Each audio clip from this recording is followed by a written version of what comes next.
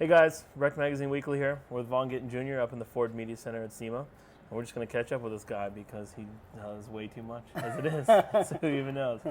Well, real quick, let's dig into SEMA. Like, what do you have kind of going on at the show here this week? Out here, obviously, standard SEMA meetings. Right. But Ford out front, we're out doing demos. So I was out yesterday with the Octane Academy crew, Tanner, Ken, Deegan. We did a demo, Nice. doing some ride-alongs, and then the rest of the week, I have Turk out there driving RTR Spec 2. I'm in my demo car, and we're running tandem and giving people rides and blowing rubber all over everything. Awesome. You have some cars inside the show as well, right? Yeah, we're doing a project with Speed Hunters where we took it's kind of an experimental project. Okay. We took a RTR Spec 2, that was an engineering car that I had, and we put air suspension on it. Interesting. This all came about, one of the guys that I work very closely with at Ford was at a track, and Airlift was there with their Mustang, and Okay. he went for a hot lap. And after he went for a ride, he called me. He's like, you have to check this out. And I'm like, in the back of my mind thinking, yeah, air suspension, yeah, cool story. Just thinking, it's going to be super bouncy and just all looks, right? Yeah. Right. So I set up a test, and I went to the test track in Dearborn and drove the car, and I was just blown away. So, it's just like the way that the suspension handled, like they really have figured out how to make the shock work well with the way the air springs work. Okay. So I was pretty blown away, and I was like, wow, this is perfect for this project we're doing with Speed Hunters. And so the base scenario or the question is like, can air suspension be the end all be all of compromise? Right. Whenever you're setting up a car, there's always compromise. I course. struggle with it with RTR. It's like you want that perfect stance, but you have to have somebody be able to drive it up the showroom and go run over 6-inch deep potholes. Right. So, or the inclines in the gas stations. You have to think about all those things. So there's always compromise. So it's like, is air suspension? Can it be this technology that Airlift does? Can it be the end all be all? Can you drift it? Can you grip it? Can you drive it on the street? Can you dump it and hard park it? Can you have the best of all worlds? And I also want to know if I can jump it as well. Ooh. So we're gonna have some fun. I think it's a really cool project. I put some pretty dope rotiforms on it, and we worked with Recaro to do some custom seats, and it's got over fenders, and it's got a pretty wide stance, and I'm pretty happy with it. Nice. And it's a fun little project. Came together really quick, but thanks to a lot of people, especially Keith, who did a lot of work on it. Nice. Keith Charvonia, who's a Speed Hunters member. Okay. And so yeah, that's it. And we have the cars outside, and really didn't get too crazy inside of SEMA this year. So Very cool.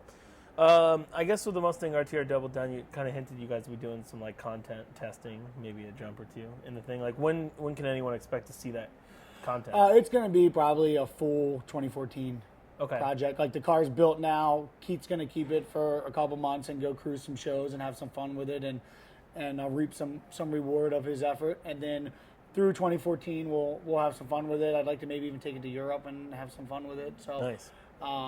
We'll see. It'll be a full bunch of crazy things will come out of it at some point. Awesome. We're kind of approaching 2014. Any changes to the Formula Drift program so far? Are you going to be able to be in like a 2015 Mustang in Long Beach, or? We will not be in a 2015 Mustang until 2015. Okay. At least in Formula Drift, that is. All right. Program's going to stay the same. I'm still very focused on running the Formula Drift Championship. Still will be with ASD crew and RTR Drift Team collab that's going on. Definitely going to be doing some events in Europe again. I see a lot of potential over there, and I'm happy to help a little bit of the direction. Monster's very involved in the King of Europe series, and they're really open-minded and really want the sport to progress. So I'm happy to be over there helping Nice. them, and it's really cool to be over there in a Mustang as well. It's something super different to them. So Right. we're doing that, and we'll be doing demos here in the U.S. and continuing what I do to, expose the sport to new people and get people in the passenger seat having fun. And China, I'll be over doing WDS again. So pretty full plate. All these, so many opportunities, and I love our sport, and I want to just keep doing what I can to keep it progressing. And I think hopefully it'll benefit the long run for everybody. Have you actually had a chance or gotten lucky and maybe met some Mustang owners in China? Because I know that's a really, that's I think what $80,000-$90,000 car over there. Yeah, so in the it's US? 200% duty. So you buy the car, right? Because if you get the V8, Okay. it's 2 times the cost of the car. So yeah, so it's a like over $90,000, $100,000, $100,000, depending on your option, Mustang. Yeah, and the big thing they're buying over there now is Raptors. That's the baller Chinese guy, and that's I think 300% duty because it's a 6-liter. Oh yeah. So it's But dude, gas that's guzzler like driving a Lambo. You got a Raptor down there. Those dudes are balling. That's that's pretty wild. Yeah. What's the I guess just real quick to wrap that up with China. What's the difference? Where's your China Mustang at? Is it lower on power? Is it a little less? So basically, that is a RTR-D. Okay. We've built a couple RTR-Ds. Yeah, there's one in for the guys. Middle There's one in Saudi. You have this one in China, and basically it's a very toned down, more affordable car. Okay. It's a Ford Racing 427 crate motor. It makes 600 horsepower to the flywheel.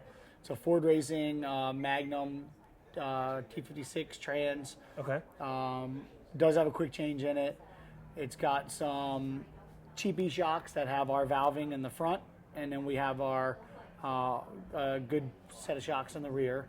The car is just really toned down to be reliable, not need a ton of maintenance, and to be able to deal with China. Yeah. Okay. Can someone buy an RTR-D?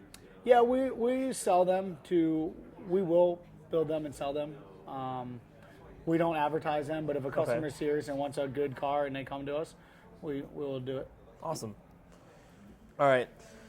So, Vaughn, it's a pretty crazy season for you. Yes. I mean, if we look at some of the controversy that even really happened in the series, you were involved with almost all of it. Dare I say. Whenever there's controversy anyway, my name gets pulled in. It's so funny. I was watching on Rec the other day, and I saw on Rec the other day, you're talking about Forsberg, looking for sponsorship. Right. Well, why doesn't Vaughn just give him a Mustang? Yeah, of course. How are you going to pull me into that? It's all good, though. I'm used to how this all works. So, right. Sometimes my passion and my love for this gets confused for being a jerk off or whatever, but it's just par for the course and how it works. When you get to this point, I guess. Yeah, absolutely. All good. My intentions are always good for the most part. So real quick, let's look at maybe the start of things real quick, and say the whole third link, your rear link with your fine. How did that come about? Talk about that? Huh? Let's talk about that. Yeah, let's talk about that. How did that come about? What? I guess. I'll explain. I'll give you the whole just no give it holds barred to how us. it worked. So basically, hey guys, good to see you. Maybe I'll catch you on a bit.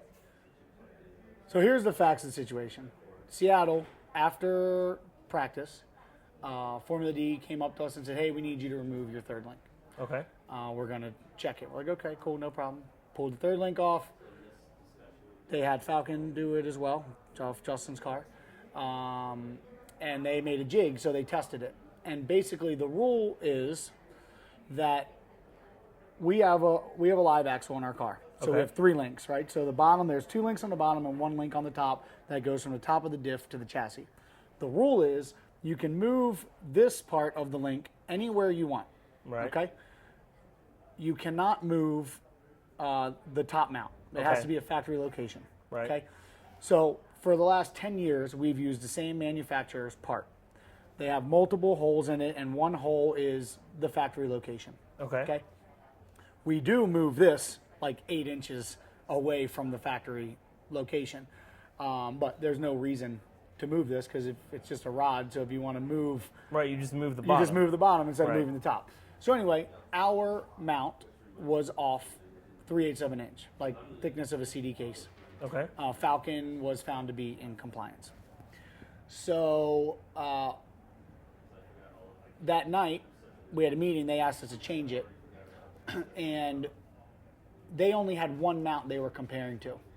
My team was certain that our mount was good because we checked the mounts. Right. And there's 4 different versions that Ford has had since '05 to 2014. Okay. So Formula D comes and said, your mount's wrong because this one mount is incorrect. So Right. we pushed that back, and we're like, no, we know we have a mount. So they let us run because they knew there wasn't competitive advantage anyway. So they let us run the weekend. And after the weekend, we got back to the shop, and we're like, shit, this one fell through the cracks. This one does not fit any of the mounts that we have. We had independent engineers and Ford confirm no competitive advantage. We showed that we did not modify the mount, that it was purchased and put on the car. You could see by the plating that was still on there.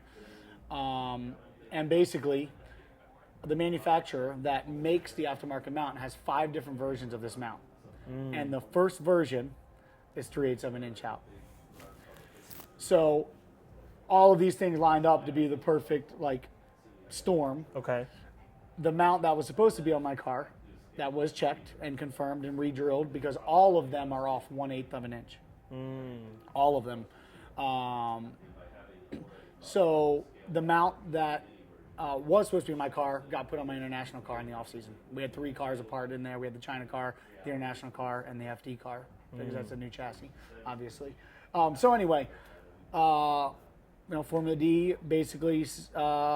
So we acknowledge we're out of compliance. We're like, look, we are out of compliance. Okay.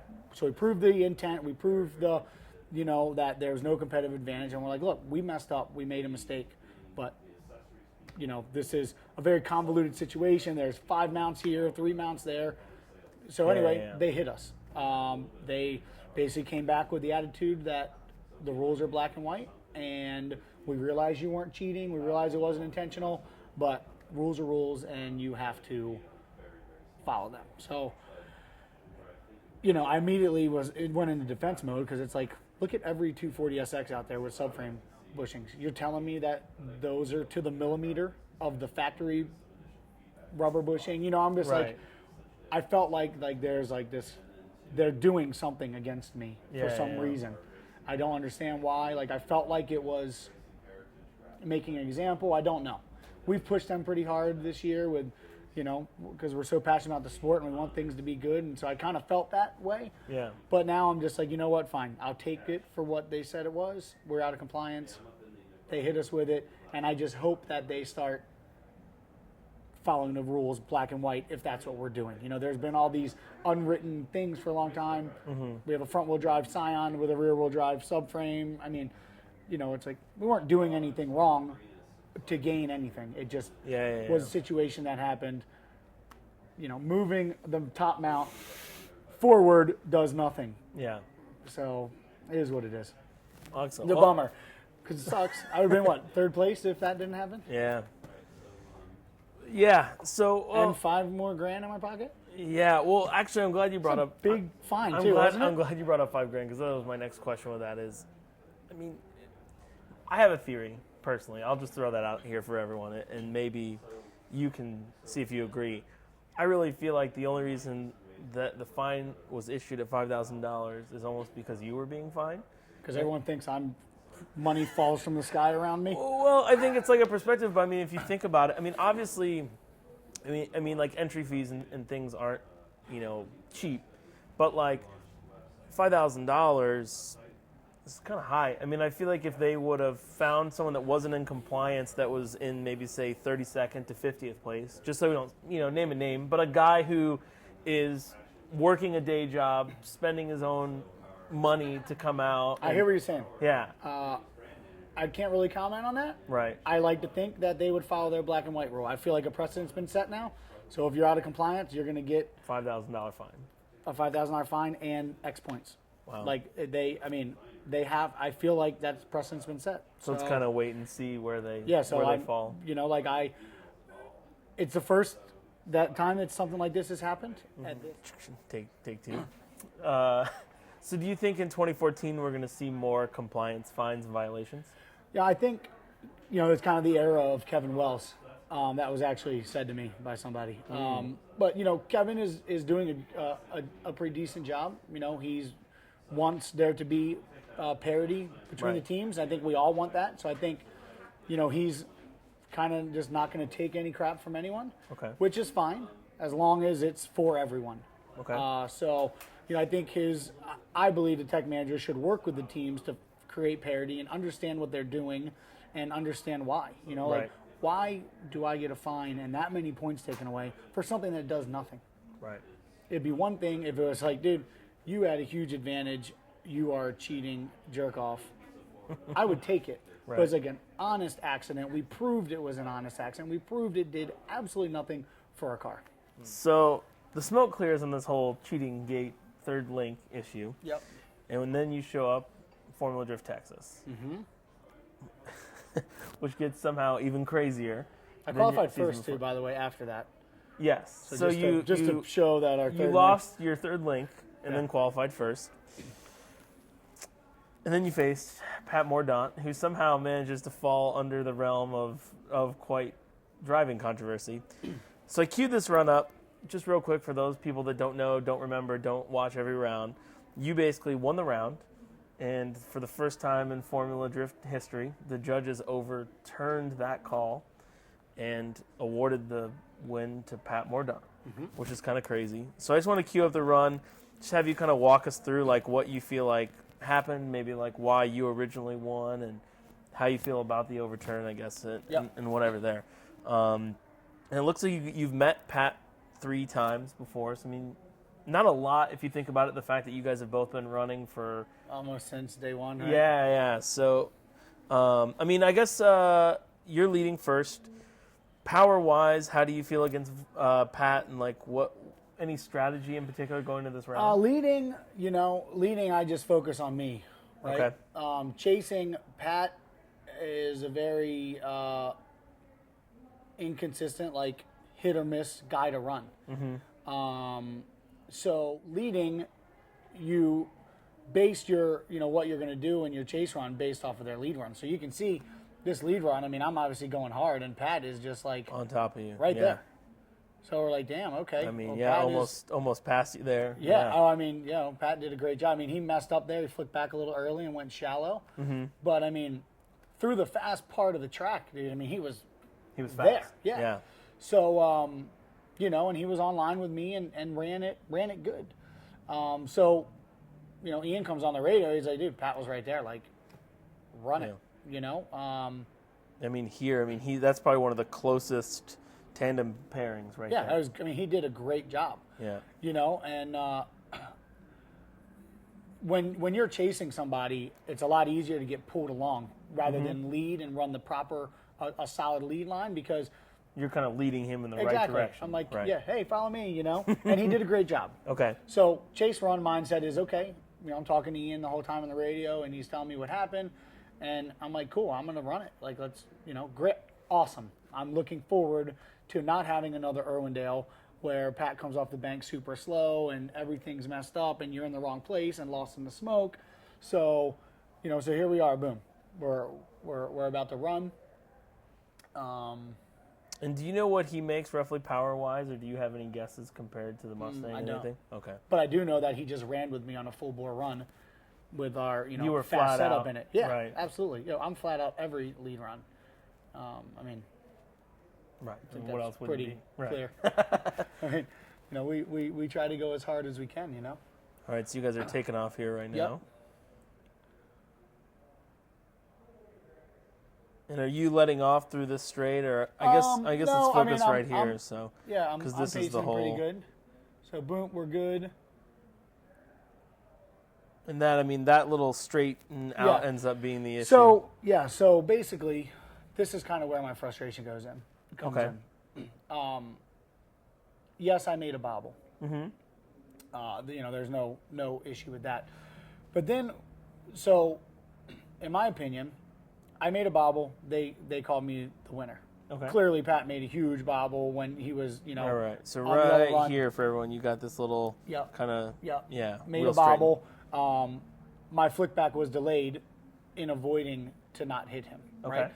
Now, So there's two things here that really bother me about the situation. Yes, I made a bobble. There's no question about that. From my perspective, I made that adjustment to avoid hitting Pat. Now, you can look at it and say, oh, you weren't close or whatever. Pat's line was extremely off at that second clip.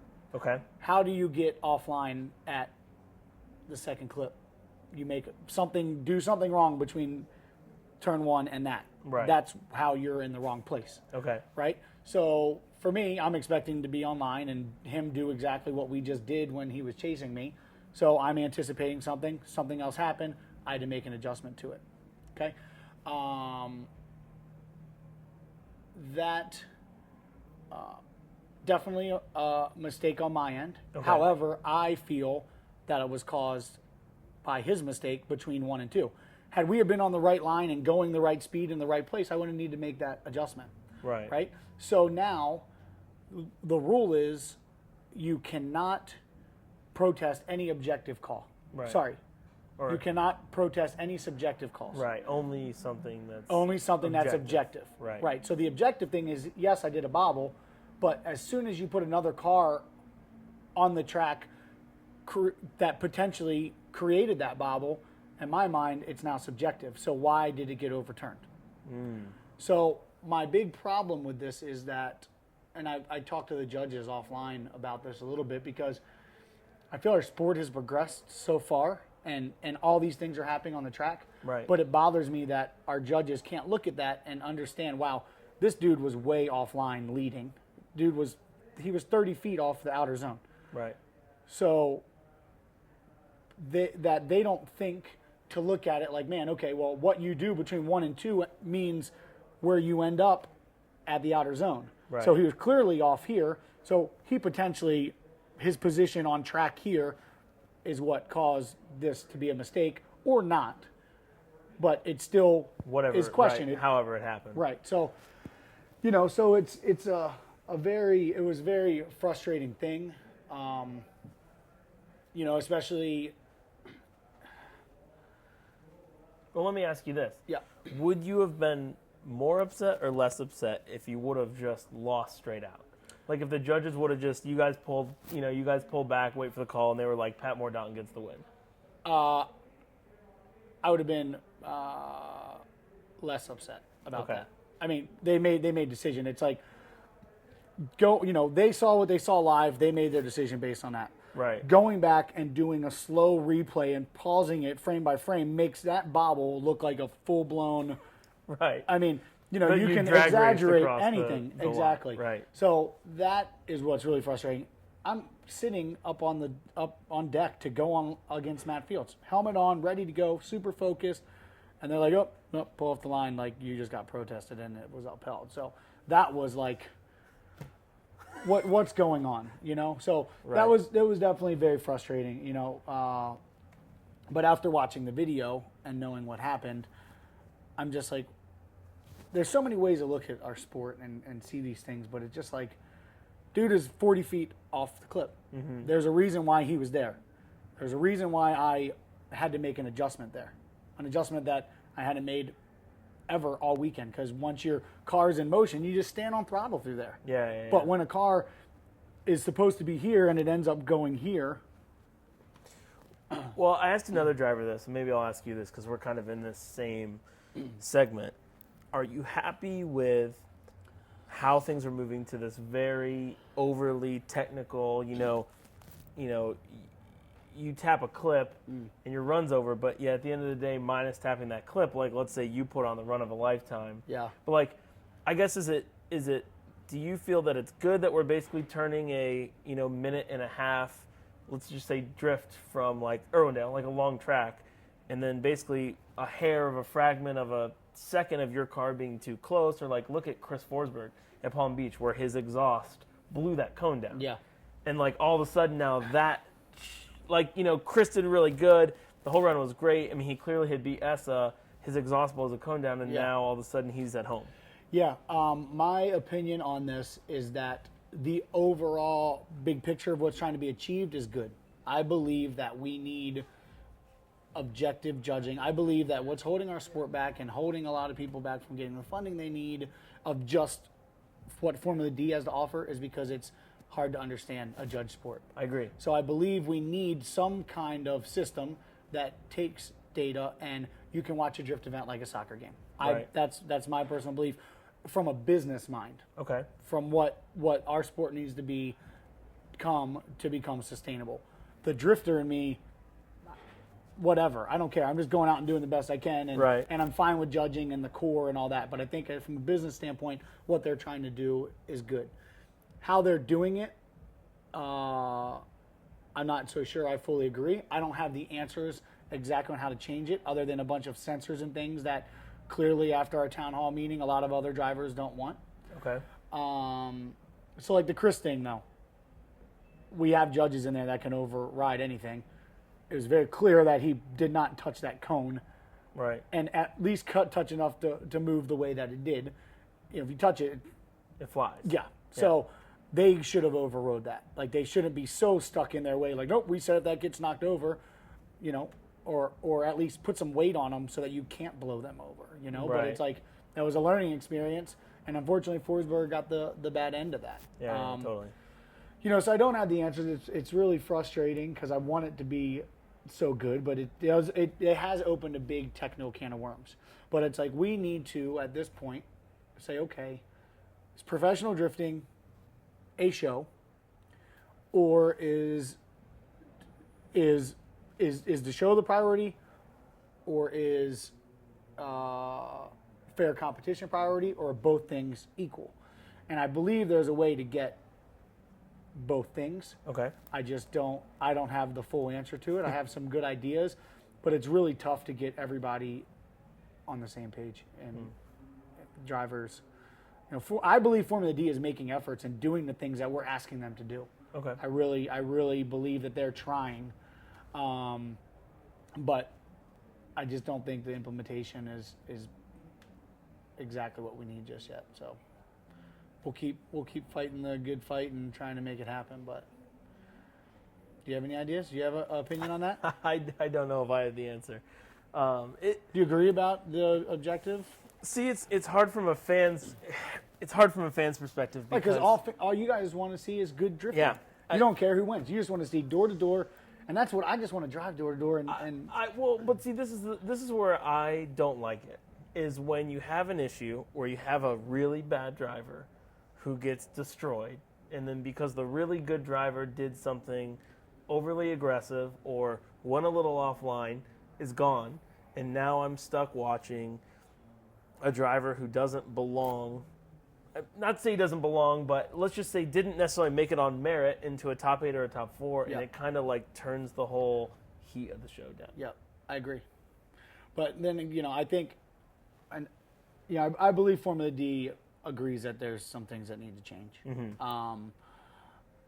I think we need to have a concise hour and a half show that people show up and they're locked in the stands the whole time. Like Supercross almost. It just needs to be, boom, this is Formula Drift, and this is what we do. And, I think there's going to have to be some compromises on both sides.